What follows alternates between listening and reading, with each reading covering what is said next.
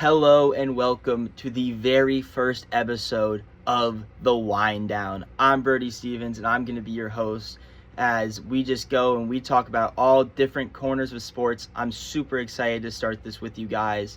This is the very first video that's going to come after that welcome video, and it's going to be really fun. And today we are going to be talking about the Winter Olympics in Milan. I know it ended 2 weeks ago, but honestly, I just really want to talk about it. There were so many stories there that I found just absolutely fascinating. I mean, today we're going to talk about Ilia Malinin. We're going to talk about the Blade Angels, Isabeau, Amber, Alyssa, all three. I'm going to talk about each of them. And then obviously we got to talk about the men's and women's hockey teams both bringing home gold.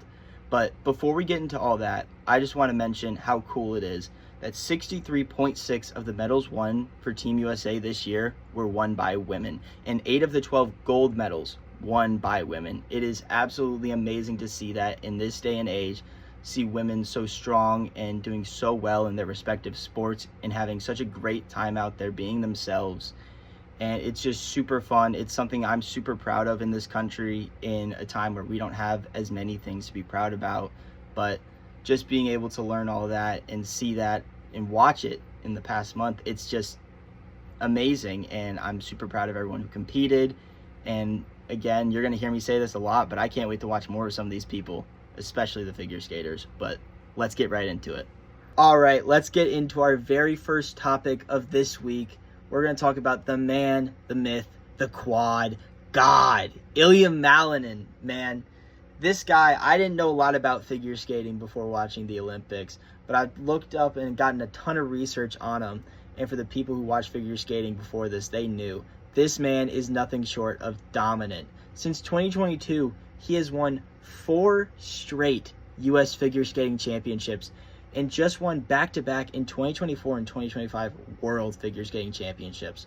So coming into the Olympic Games, all these people who have watched previously, they're telling everyone else, like, hey, this guy is the real deal. He's dominant, he's flashy, he's super fun to watch, so just get ready. And what makes him so special is he's the only male figure skater to land a quadruple axel in competition. And not just that, he's got a little extra flair with him. He is one of 3 people that I personally have heard of, and he's one of 2 since 2000 to land backflips in competition, and he lands them so smooth. He's been doing it for a while now. They're so good to watch, and I honestly think part of that might be the flow with his hair. The blonde hair just looks great on the ice. I was really looking forward to watching him and see how he did at these Olympics. Now, heading into the free skate, like I said, Malinin was rocking a cool first place standing. And we're getting through it. He's one of the last to compete. And while he's competing, the one in first place right now is Kazakhstan's Mikhail Shidorov. And he's probably not expecting to stay here as Malinin delivered such a great short program. And we get to his performance, and Malinin starts off pretty well. Hits a quad loop, feeling pretty good. But ultimately, he gets into that second jump. He's going for a quad axel like planned in the set and only gets one spin off before having to come back down onto the ice. You're watching it and you're like, oh, I don't know if that was supposed to happen, but he looked so good. It must be like something a part of his plan. And then he goes to his second jump and he falls. And you can't spin that any way to see in a positive note. It's disappointing. And it just was the beginning of terror for him in this run. He goes into another jump, trying to get another quad. Ultimately fails it, only gets 2 loops on this one. He has a couple quads before that look good. He's feeling good, and you're like, okay, he's starting to gear up. He goes into that one, only gets 2 loops, and you're a little weirded out again because you're not expecting this from him after that short program, and he falls a second time. And you can see in his eyes, both during the skate and at the end when he's in that center ice, he just collapses. Hands in his face, not feeling great about what just happened, and just a lot of emotion being poured out at the moment. Even though he goes through this disappointing thing, the thing I love is that he still goes up to Shidorov. He shows him love still. The guy gets first. He's not expecting to get first, but he goes up, he talks to him, he congratulates him, he gives him a hug, all of this stuff. But unfortunately, Malinin falls from 1st to 8th in the competition. After the disappointing free skate performance from Malinin, he's got a lot of emotion on him. He gets a couple days to just rest, think about what's going on. He gets interviewed about it. He talks about both. He had a lot of confidence, and it was his first Olympics. There's nerves there, and just the mix kind of led to some unfortunate events going on, along with just a lot of skaters falling during their free skates. Something was up with the ice. We don't really know. You get to his gala performance. His solo performance is beautiful. He comes out in this hoodie and jeans, and me personally, I'm not the biggest fan of the jeans. I don't want to hate on a guy's fashion senses. They're not my favorite, not something I would personally wear, but he seems to really like them. I've seen him wear them multiple times before this. I even saw a photo of him with the jeans sitting there wrapped on his arm, so clearly he's very fond of them, so I'm not going to give him too much shit about it. But he skates to NF. It's very emotional. He still puts his classic flair in there, and you can just tell this has been weighing on him a lot, and it does suck to see, but once again, he just has a lot of fun with it outside of skating, gets to spend some time to think about it, not think about it, and has so much help from other people. And me personally, I'm so excited to see what he gets to do in the future. I'll be tuned in for sure, watching a lot of the stuff he does during this upcoming year.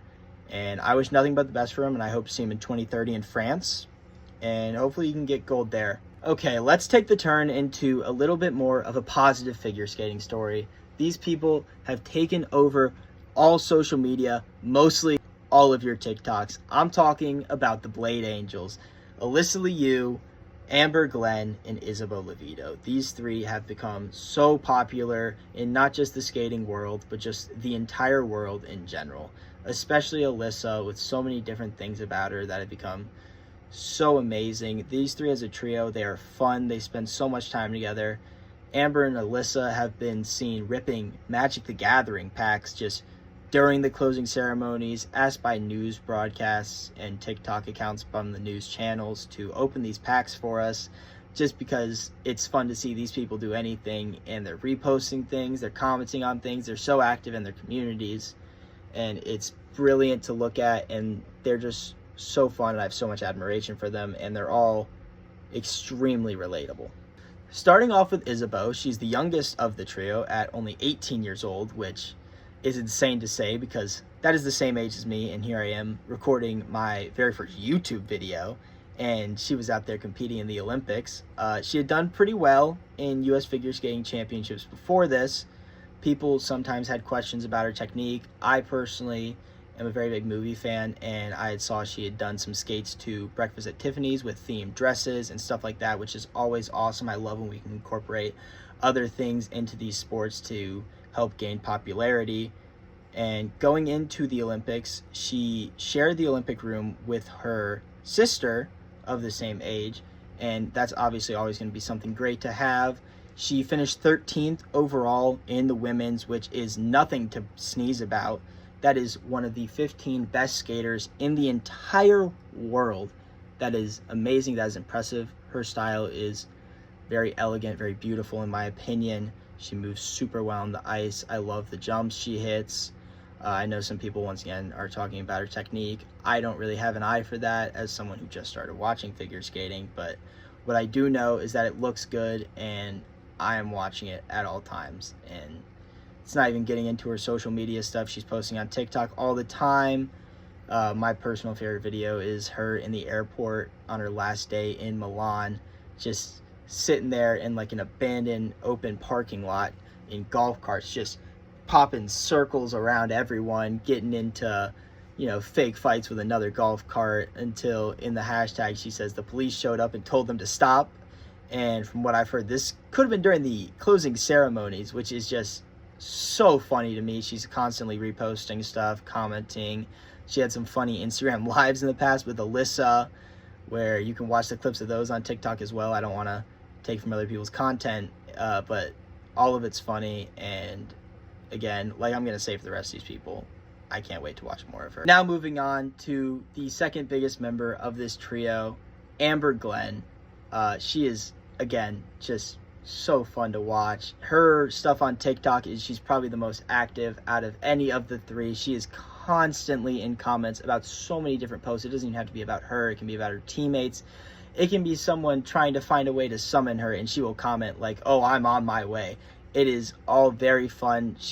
Has a good way of laughing about herself. She had a fall in competition during the Olympics, and instead of just sulking and being upset at herself, she decided to post a TikTok of a POV walking everyone through the jump with her.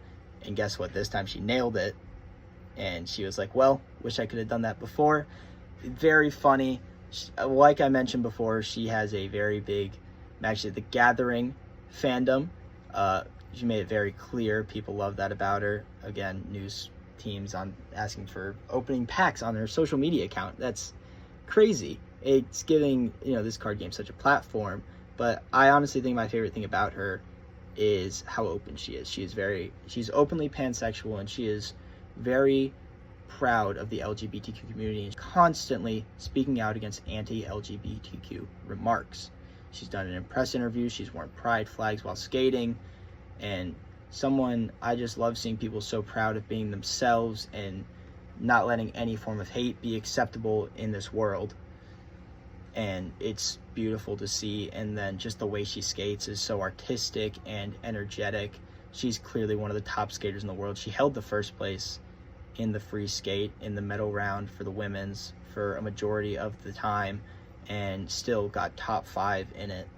So clearly, an elite skater and just an awesome person. And I am very excited to not only learn more about her, but watch more of her skating as they do stuff like the Stars on Ice and other tournaments. And she has just got a fan for life for sure, just like the rest of these figure skaters. Now, let's get into who is most likely the biggest star of the entire 2026 Olympics. I am such a huge fan of her after watching these Olympics this past month. She is awesome. She's so fun. She's so free. She's extremely relatable. You know who I'm talking about. You've probably seen many fan edits of her on TikTok. I'm talking about the halo-haired girl herself, Alyssa Liu. I am such a big fan. I cannot stress this enough. She is amazing, both on the ice and off the ice. And honestly, my favorite thing about her is just her story. And for those of you who don't know, from the beginning, she was training for figure skating all the time, working super hard. And at 13 years old, 13, she won the U.S. Figure Skating Championship. I don't even remember what I was doing at 13. Hell, I don't remember where I lived at that point. And she's out here winning championships in her sport. Like, oh my goodness, it's insane. And then 3 years later, she's in Beijing competing at the Olympics at 16 years old. It's wild to even think about it, because I know most people, they don't really when you're 16, you're not doing anything like this. You're probably in school, stuff like that, and she's out here just winning. And then, a couple months after the Olympics, she kind of realizes that she's accomplished everything she wants to accomplish. She's not having as much fun with it anymore, and she decides somehow, I don't know how she has this mental strength, but she decides to retire from figure skating once again at the age of 16 years old. It is wild to me that someone that young can be so strong and know when it's time to hang it up. And, a lot of people probably thought that was it for her, but it wasn't until about 2 years later, after she went on a family skiing trip and she felt the thrill of just skiing down mountains, and it kind of brought her back to figure skating. And she called her coaches and she was like, hey, I want to try this again. And her coach has this really funny story of just being on the phone with her for hours trying to convince her in so many different ways that this is not going to work. It's going to be too difficult. No one comes back from this. But he said that every single thing that he said, Alyssa had to come back for. And honestly, that's just such a great mindset. But she came into this with 3 rules. I'm going to decide how much I work. I'm going to pick the songs I skate to. And I want to have a life outside of this as well. And setting those boundaries, she was still able to compete super hard. And she placed second in 2 U.S. figure skating championships behind Amber Glenn, who had won 3 straight at that point. And then in the most amazing feat ever, in the 2025 World Figure Skating Championship, she got first place roughly a year after coming back from the sport entirely. It is such an insane story, and it really blew up because people were fascinated about this. She went on the Tonight Show. She did all these things. And then you get to the Olympics, and her life completely changes for the better. And I'm so excited to talk about it. Now, the Olympics, this is where Alyssa Liu began to take off. I remember after watching Ilya's set for the team event in figure skating, I saw them cut to the team as they were waiting for the scores to see if they got gold. The girl with the striped hair in the background and being confused as to who exactly she was, but I was intrigued.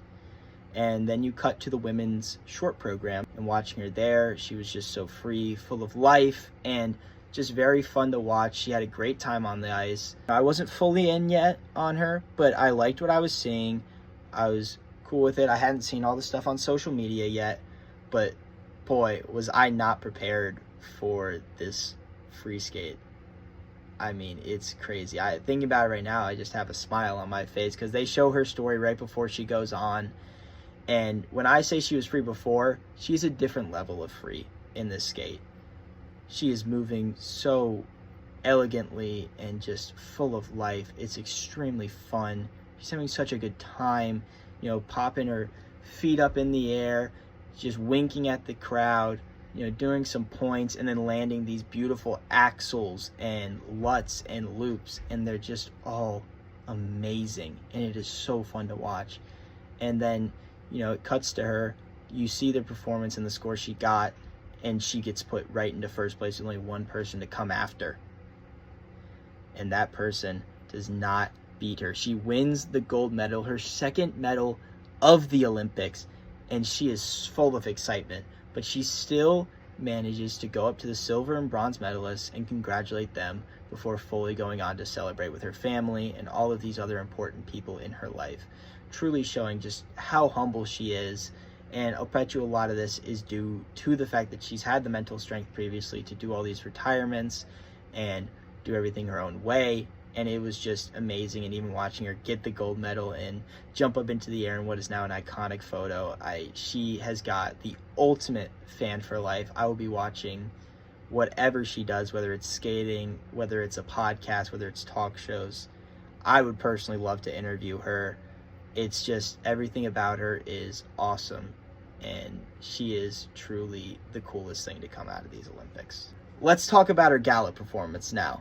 Now, there was a lot of good gala performances. Amber had one, Team USA as a whole had one, skating to Freebird, which is just the most American thing I can possibly think of to do with figure skating.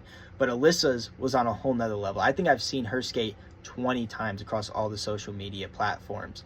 Right now, as I'm recording this, the song Stateside by Pink Pantheress featuring Zara Larsson, which she used in that skate, is #1 on the Billboard. It has risen so much, and that is because of her.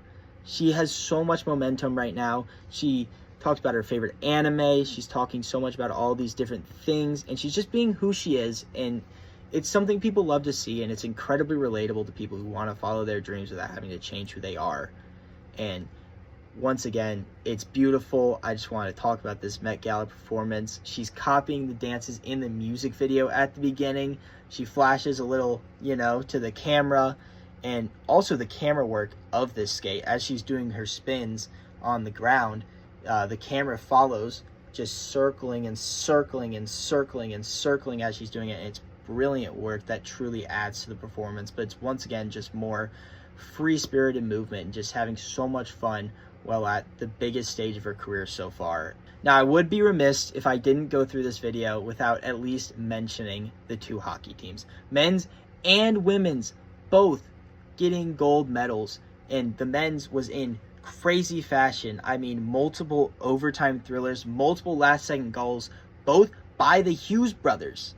These two sets of brothers are making crazy plays in the Olympics. I mean, in the finals itself, Jack Hughes lost his teeth and is yet to fix them. It is so funny. I love looking at it because he's just got this lisp in his voice the entire time now, but he doesn't care. He's happy as can be. And his brother sees ghosts, and I'm honestly worried for him every time he's on camera because he looks scared. I hope he's okay.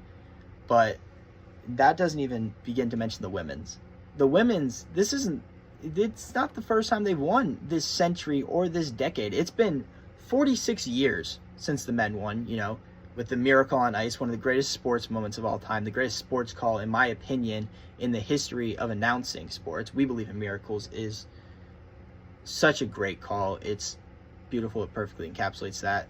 But they had recently won. They have Hillary Knight, who is such a dominant force. She leads all of Team USA in goals and points, and they were just able to once again bring back the gold for Team USA, and you can never discredit a team this strong. These women are fantastic, and like I said before, 8 of the 12 gold medals this year for Team USA won by women. Face it, whether you like it or not, the US is for women's sports in the Winter Olympics. And this is with Chloe Kim not even getting gold. She's part of the 63.6 of the medals in total that women won for the US. It is awesome, and I love where we are as a country right now for that. There are other things that are just struggling and they're not as great, but that is perfect. And I'm so happy to talk about these Olympics. I had such a great time watching them, and I hope you all did too. This has been the first episode completed of The Wind Down. I just want to say thank you to everyone who watched, anyone who wants to see me continue on this journey. I feel great about this. I had so much fun recording this video. No matter how many tries it took, I knew I had a good time, and I can talk about all these things for hours, but let me know in the comments, what stuff do you guys want to hear about? I'm thinking next week we're going to talk about a lot of basketball, college, NBA. I have a lot of thoughts on that stuff, but if you guys have anything I'd love to talk about in the future, I'll do my research, I promise. But this has been The Wind Down. I'm Birdie Stevens. See you all next week.